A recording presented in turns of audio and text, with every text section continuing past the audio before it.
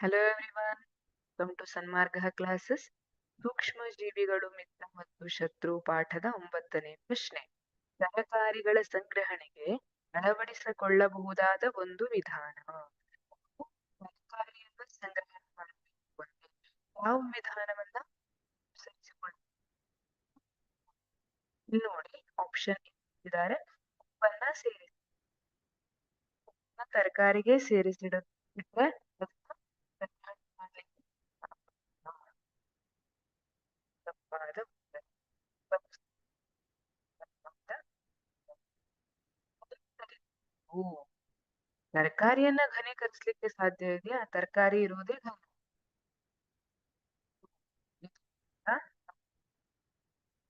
ಒಣಗಿಸು. ಈ ಪೇಟೆಯಿಂದ ಕ್ಯಾರೆಟ್ ತರ್ತೀನಿ, ಪೊಟ್ಯಾಟೊ ತರ್ತೀನಿ, ಬೀಟ್ರೂಟ್ ತರ್ತೀನಿ, ತಗೊಂಡು ಬಿಸಿಲಲ್ಲಿ ಒಣಗಿಸಿಟ್ರೆ ಏನಾಗುತ್ತೆ? ಅದ್ರೊಳಗಿರುವಂತಹ ಸತ್ವಗಳು ಏನೂ ಇರುವುದಿಲ್ಲ. ಅದಕ್ಕೆ ಇರುವಂತಹ ಟೇಸ್ಟ್, ರುಚಿ ಏನಿರ್ತದಲ್ಲ ಅದು ಇರುವುದಿಲ್ಲ. ಅದನ್ನ ಒಣಗಿಸೋದ್ರಿಂದ ಉಪಯೋಗ ಇಲ್ಲ. ಇದನ್ನ ನಾವು ಮಾಡ್ಲಿಕ್ಕೆ ಆಪ್ಷನ್ ಡಿ ಏನ್ ಕೊಟ್ಟಿದ್ದಾರೆ? ಶೀತಕ ರೆಫ್ರಿಜಿರೇಟರ್ ನಲ್ಲಿ ಇಟ್ಟು ಸಂಗ್ರಹಣೆ ಮಾಡುವಂತದ್ದು ಸರಿಯಾದ ಉತ್ತರ. ನೀವು ನೋಡಿರ್ಬಹುದು ಮನೆಯಲ್ಲಿ ಫ್ರಿಡ್ಜ್ ಇದ್ರೆ ಅದ್ರೊಳಗೆ ತರಕಾರಿಯನ್ನ ಇಟ್ಟು ಬಹಳ ದಿನದವರೆಗೆ ಸಂಗ್ರಹಣೆ ಮಾಡಿಕೊಂಡಿರ್ತಾರೆ. ಹಾಗಾಗಿ ಸರಿಯಾದ ಉತ್ತರ ಶೀತಕ ಸಂಗ್ರಹಣೆ ಮಾಡುವುದು.